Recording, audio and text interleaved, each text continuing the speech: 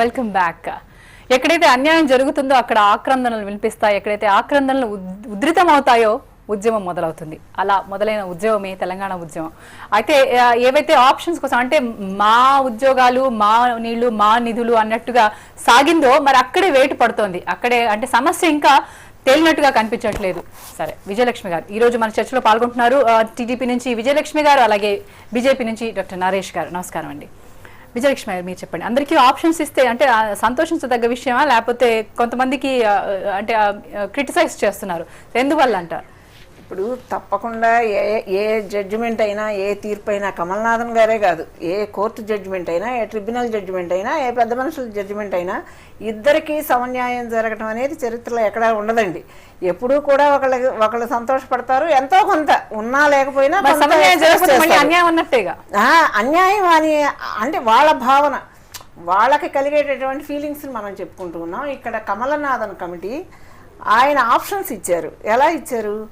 AP employment order 1975 service రిజిస్టర్ని ఆధారంగా చేసుకుని ఎవరైతే ఎంప్లాయ్మెంట్ కంటే ముందు వాళ్ళు చాలా చక్కగా దాన్ని విశదీకరించి ఆయన చెప్పడం జరిగింది. 7 years ఎడ్యుకేషన్ ఆధారంగా చేసుకుని స్థానికతను నిర్ణయిస్తామంటున్నారు. అంటే వాటిల్లో చాలా చాలా పద్ధతిగా వాళ్ళు కండిషన్స్ పెట్టారు. స్త్రీలకి ఎక్కడైతే వితంతువులు వాళ్ళు ఉంటారో వాళ్ళు ఇష్టం అన్నారు. మహిళలు భార్యాభర్తలు ఒక దగ్గర ఉన్నప్పుడు ఆప్షన్స్ ఇస్తామన్నారు. వికలాంగులకి ఆప్షన్స్ అన్నారు. వాళ్ళకి వీళ్ళకి అని లేకుండా ఆప్షన్స్ ఇలా ఉండాలి అని కొన్ని కండిషన్స్ వాళ్ళు కమల్నాథన్ కమిటీ ఆ రోజున ఎంప్లాయ్మెంట్ ఆర్డర్ 1975 ప్రకారం సర్వీస్ రిజిస్టర్ ప్రకారం పెట్టారు.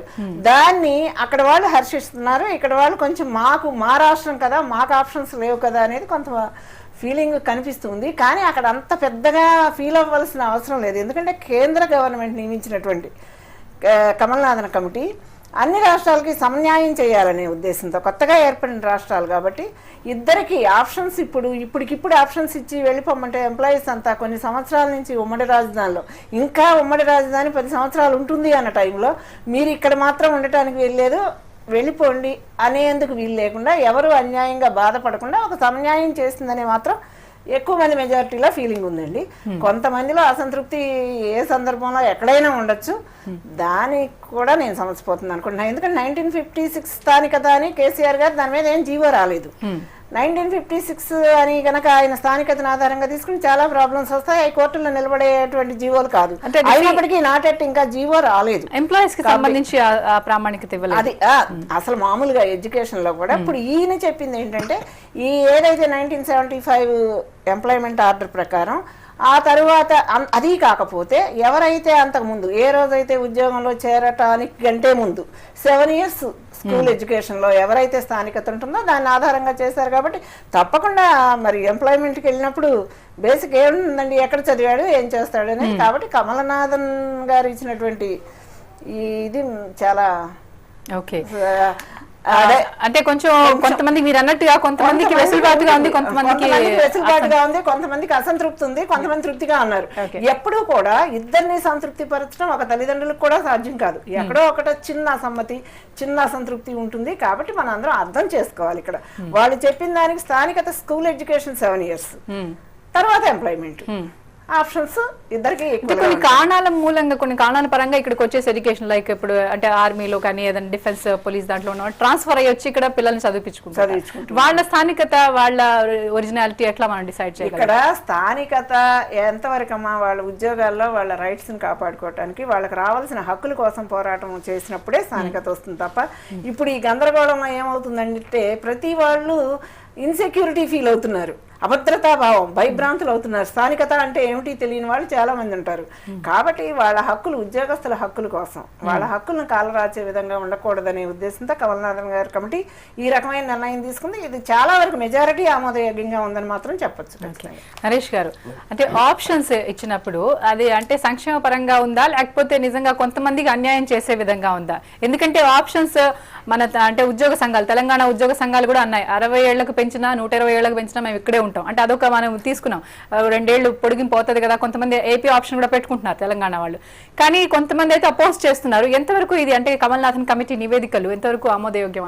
అంటే మీరు ఇంతకుముందు మీరు అన్నట్టు తెలంగాణ ఉద్యమం మొదలైందే ఉద్యోగాల మీద, ఎడ్యుకేషన్, ఉద్యోగాలు వీటి మీదనే. ఇరిగేషన్ తర్వాత ఫస్ట్ 610 జీవో దీని మీద ఏదైతే అక్రమంగా వచ్చిన 56,000 మంది ఆ రోజు ఎంప్లాయ్మెంట్ ఏదైతే ఉన్నదో దాని మీద మాకు కేటాయించాలని దాని మీద తర్వాత గిరిగ్లాండ్ కమిటీ వేయడం ఇవన్నిటి మీద కూడా జరిగింది. సో తీరా తెలంగాణ స్టేట్ వచ్చినాక కూడా సో వాళ్ళకు ఈ నిబంధనలు ఏవైతే ఉన్నాయో ఆప్షన్స్ విషయంలో సో ఇక్కడ కూడా న్యాయం జరగకపోవడం అంటే ప్రభుత్వం ఇప్పటికీ దీంట్లో క్లారిటీ రావాలంటే ఫస్ట్ అసలు అక్రమంగా వచ్చిన జాబ్స్ ఏవైతే ఉన్నారో తెలంగాణ ప్లేస్లో వచ్చిన తెలంగాణేతరుల జాబులు వాటిని ఫైండ్ అవుట్ చేసి ఆ విషయంలో కరెక్ట్ ప్రభుత్వం ఒక నిబంధనలు పెట్టుకుంటే ఈ సమస్య పరిష్కారం అవుతుంది. తెలంగాణ ఎంప్లాయీస్ యూనియన్స్ కూడా కొంచెం ఆనందంగా ఉంటాయి. సో ఇప్పుడు తెలంగాణ వచ్చిన ఆనందం ఇక్కడ వాళ్ళకేం కనిపించట్లేదు, ఎందుకంటే they are the majority. So ఆ ప్రాంతంలో ఆల్రెడీ 60-70 మంది వచ్చారు. సో గత ఆంధ్రప్రదేశ్ ప్రభుత్వంలో ఎన్టీ రామారావు గారి నుంచి మొదలు పెడితే A610G వారేసిందే. ఇవన్నీ కూడా ఎవరు ఇంతవరకు ఏమో ఫైండ్ అవుట్ చేయలే. సో కాబట్టి అసలు మూలం అక్కడ ఉంది దీని సమస్యకు. సో అక్కడ ఒరిజినల్గా తెలంగాణకు రావాల్సిన ఉద్యోగాలు ఏదో ఉన్నాయో ఇంత సమైక్యంగా ఉన్నప్పుడు అవి నిజంగా బయటపడితే దీని విషయం బయటపడుతుందండి. ఇక్కడ కమల్నాథన్ కమిటీ వేసినప్పుడు ఎవరైతే తప్పుడు రికార్డ్స్ ప్రకారం స్థానికతని ఎడ్యుకేషన్లో ఇస్తే కూడా క్రిమినల్ కేసులు కూడా ఉంటాయి, వాళ్ళ మీద క్రిమినల్ చర్యలు కూడా తీసుకుంటాం అన్న విషయాన్ని మాత్రం మనం మర్చిపోకూడదండి. ఆ విషయాన్ని మనం పరిగణనలోకి తీసుకోవాల్సిన అవసరం. అంటే ఎంతైనా తప్పుడు ఇప్పుడు పత్రాలు ఇస్తే స్థానికతకు కానీ ఎంప్లాయ్మెంట్కి కానీ తప్పుడు ధృవీకరణ పత్రాలు ఇచ్చిన వాళ్ళకి పనిష్మెంట్ ఉంటుంది అని కూడా క్లియర్ గా చెప్పారు ఆ కమిటీ. అవును, అంటే మీరైతే దాన్ని సపోర్ట్ చేస్తారు? దాన్ని సపోర్ట్ మేము ఫుల్ గా సపోర్ట్ చేస్తాం. ఎందుకంటే ఎక్కడ అవకతవకలు ఉన్నప్పటికీ, ఎక్కడ ఆక్రమణలు ఉన్నప్పటికీ, ఎక్కడ అక్రమంగా వాళ్ళు సర్టిఫికేట్స్ ఇచ్చి చేసినప్పటికీ కూడా అలాంటి దాన్ని మనం ఎంకరేజ్ చేయకూడదు. వాటి మీద క్రిమినల్ చర్యలు తీసుకోవాలని ఎవరైనా చెప్తామండి. దాంట్లో అంటే టిఆర్ఎస్ ప్రభుత్వం అంటే ఒక లెక్క ప్రకారం, నివేదిక లెక్కల ప్రకారం 1,90,000 పోస్టులకు సంబంధించిన ఈ నియామకాలు సపరేషన్ కానీ ఇది ఉంటుంది. సో దాంట్లో సపరేషన్ ఇవి నియామకాలు వర్తించేది కేవలం 80-90,000 వాళ్ళకి మాత్రమే. సో మిగతా వాళ్ళ 1,00,000 వాళ్ళకి ఆప్షన్స్ ఉండవు, ఎందుకంటే వాళ్ళు they don't come under this category అని. ఆప్షన్స్ ఇస్తే ఎప్పుడైతే ఇవి వేకెట్ అవుతాయో తెలంగాణ వాసులకి ఆ ఉద్యోగాలు వస్తాయని ఒక ఆశతో టిఆర్ఎస్ ప్రభుత్వం కూడా ఆప్షన్స్ కి ఇచ్చేస్తుంది. సో దానికి మీరు ఎలా స్పందిస్తారు? ఇప్పుడు తెలంగాణ ప్రభుత్వం రాష్ట్రం వచ్చేసింది కాబట్టి మనకి వాళ్ళ 60 సంవత్సరాల కళ నెరవేరింది, రాష్ట్రం వచ్చింది, ఉద్యోగాలన్నీ మనకే రావాలి అనే ఆశ ఉండటంలో తప్పులేదు, వాళ్ళు ఆశించడంలో కూడా తప్పులేదు. సామాన్యంగా ప్రతి ఎంప్లాయీకి ఏముంటుందంటే మన రాష్ట్రం వచ్చేసింది, ఇక్కడ ఆప్షన్స్ ఏముంటాయి, ఎవరైనా తెలంగాణేతర వాళ్ళు ఉంటే వెళ్ళిపోతారు, అన్నీ మనకే వస్తాయి అనేది ఇప్పుడు నాయకులు ఎలక్షన్స్ టైంలో చెప్పింది కూడా అదే, ప్రజల్లో చొప్పించింది కూడా అదే. మన రాష్ట్రం వస్తుంది, మన ఎన్ని, మన నీళ్లు మనకే, మన చదువులు మనకే, మన ఫీజులు మనకే, మన ఆదాయం మనకే, మన ఉద్యోగాలు మనకే అన్నప్పుడు. కానీ ఇక్కడ ఉమ్మడి రాష్ట్రంలో కొన్ని సంవత్సరాలు, ఇప్పుడు 1950 తర్వాత ఏర్పడినటువంటి సమైక్యాంధ్రలో ఎప్పటి నుంచో వచ్చి ఇక్కడ సెటిల్ అయిపోయి ఇక్కడ స్థానికులుగా మెలుగుతూ ఇక్కడ ఎంప్లాయ్మెంట్లో చేర్చిన వాళ్ళని ఈ రోజున ఆప్షన్స్ ఎలా ఉండాలి అనేదే ఈ కమిటీ చెప్పింది. వీళ్ళు ఏమనుకుంటున్నారు, ఎక్కడైతే పుట్టారో స్థానికత ఇది కాకుండా ఎవరైతే సీమాంధ్రులుగానో ఎవరైతే స్థానికేతరులుగా ఉంటారో వాళ్ళందరూ వెళ్ళిపోతారు అనే భ్రమల్లోనో లేకపోతే ఆశల్లో వాళ్ళు ఉన్నప్పుడు ఇది తప్పకుండా కొంత అసంతృప్తి రావడానికి జరుగుతుంది. కానీ ఇక్కడ ఇంకా ఉమ్మడి రాష్ట్రం ఇంకా 10 years ఉంటుంది. కమిటీ వాళ్ళు నిర్ధారించిన కమిటీ, మనంగా ఒక శ్రీమాంధ్రులు నిర్ణయించింది కాదు, ఒక చంద్రబాబు గారు నిర్ణయించింది కాదు, ఇంకొకటి కాదు, కమలనాథన కమిటీ తీర్పు ఇది. దీనికి అందరూ కట్టుబడి ఉండాల్సిందే కదా. అందులో అన్యాయం జరిగింది ఏదంటే తర్వాత అల్టిమేట్ గా వాళ్ళు న్యాయస్థానాలు ఉంటాయి, తీర్పులు ఉంటాయి, ఇంకా వేరే ఉంటాయి. నేను అనుకోవడం ఈ కమిటీ ఇచ్చిన తీర్పు మాత్రం చాలా సమంజసంగా ఉందని మాత్రం తప్పకుండా ఒప్పుకోవాలండి. అంటే ఎప్పటి నుంచో వచ్చి ఇక్కడ ఉండిపోయి ఎంప్లాయ్మెంట్ ఆర్డర్ ద్వారా జాయిన్ అయిపోయిన వాళ్ళకు కూడా అన్యాయం జరగకుండా ఈ కమిటీ సరైన నిర్ణయం తీసుకుంది అనే అభిప్రాయం. ఓకే నరేష్ గారు, అంటే స్థానికత క్వశ్చన్ తీసుకుంటే ఇప్పుడు సానియా మిర్జా మన చర్చలో అంశం కాదు, కానీ ఆవిడ పుట్టింది ముంబై హాస్పిటల్లో. విదేశాల్లో అయితే ఎక్కడ పుడితే అక్కడ సిటిజన్షిప్ ఇచ్చేస్తారు. సో అలాంటిది ఇక్కడ పుట్టిన తేదీ అంటే పుట్టిన వివరాలు కూడా తీసుకోకపోతే దానికి మళ్ళీ 7 years మామూలుగా మెడికల్ రీజన్స్ కోసం హైదరాబాద్ వచ్చి పెద్ద ఆసుపత్రిలో కన్నవాళ్ళు ఉన్నారు.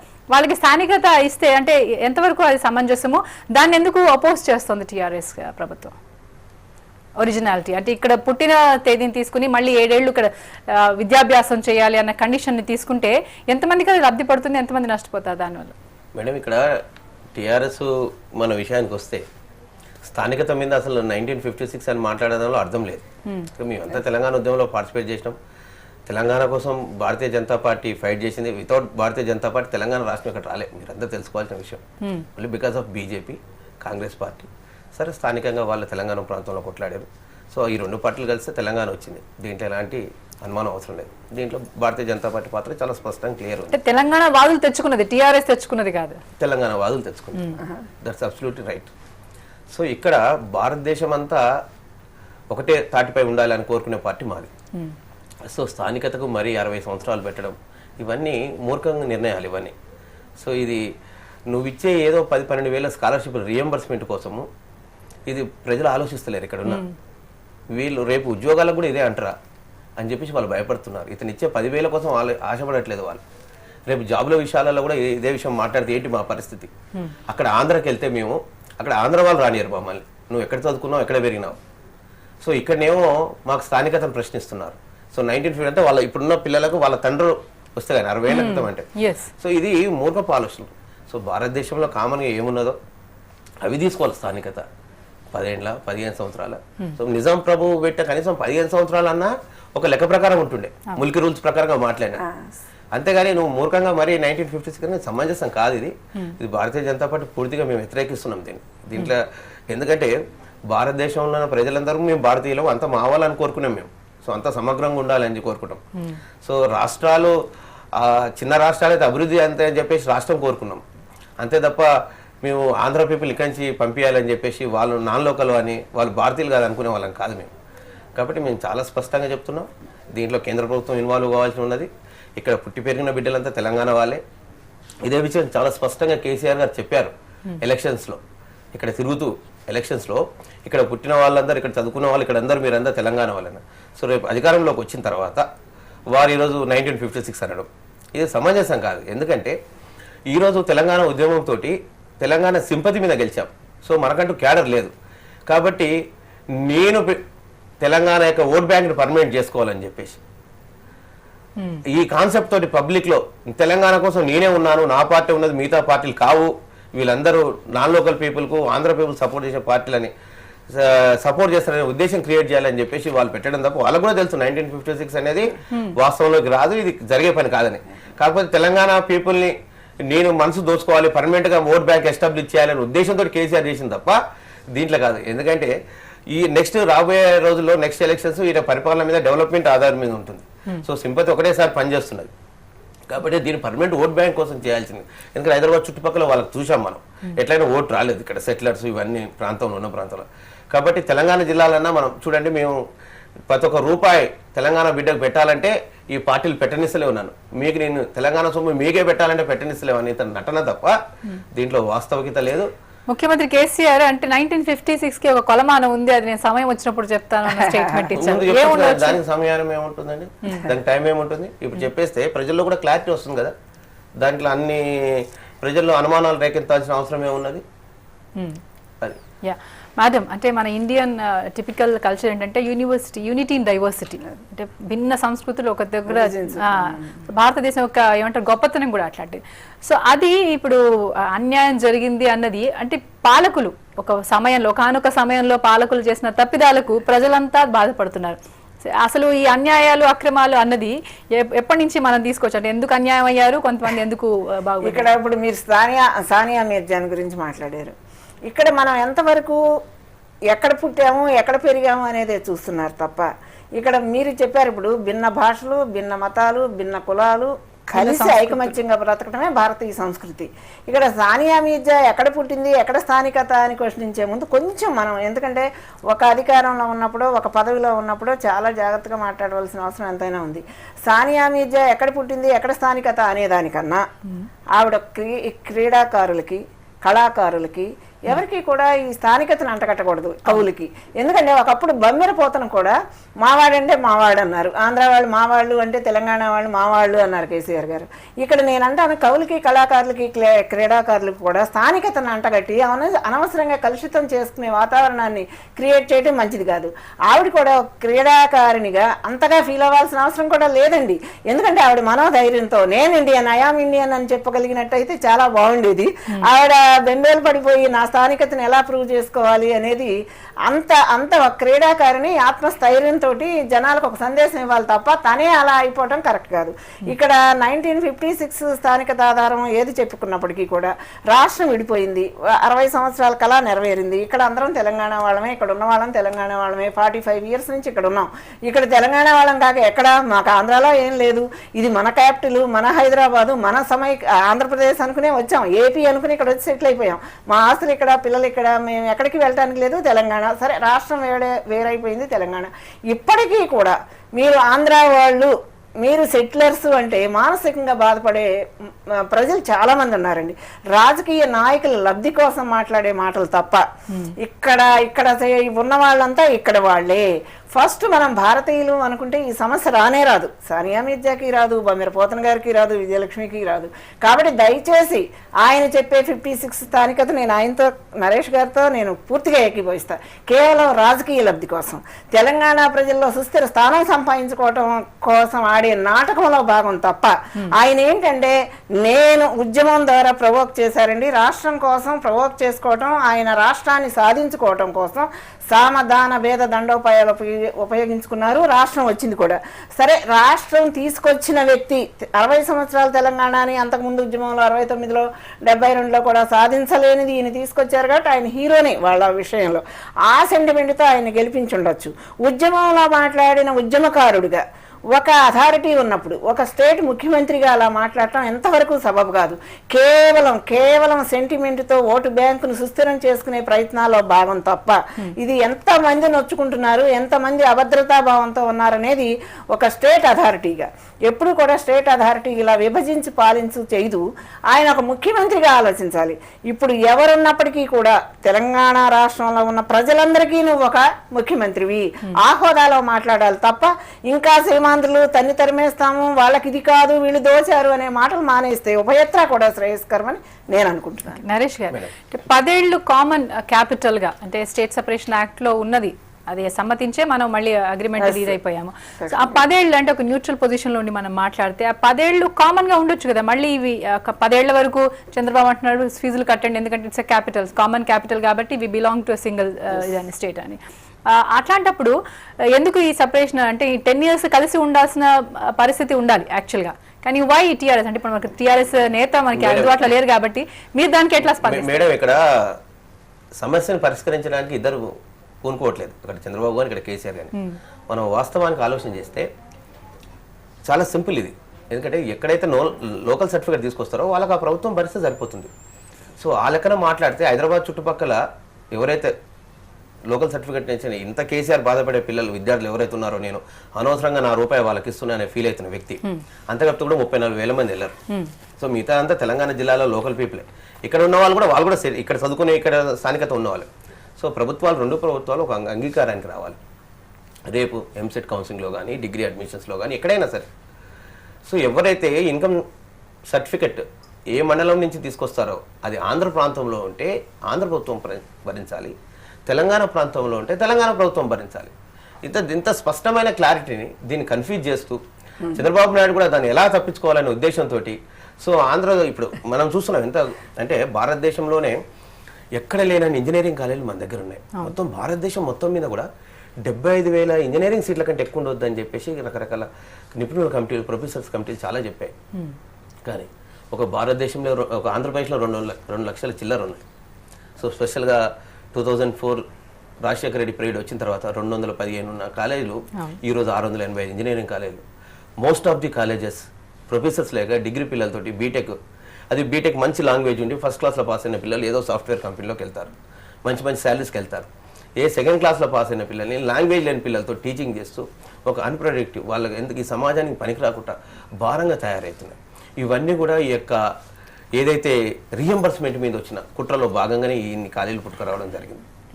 కాబట్టి అసలు క్లారిటీగా అంటే ప్రభుత్వం నిన్న ఒక చాలా స్పష్టమైన విషయం మాట్లాడారు కేసీఆర్ గారు. నేను సమర్థతకే ఫుల్ ఫీజు ఇస్తాను, టాలెంట్ దీంట్లో మేము సపోర్ట్ చేస్తున్నాను, ఒక భారతీయునిగా సపోర్ట్ చేస్తున్నాను.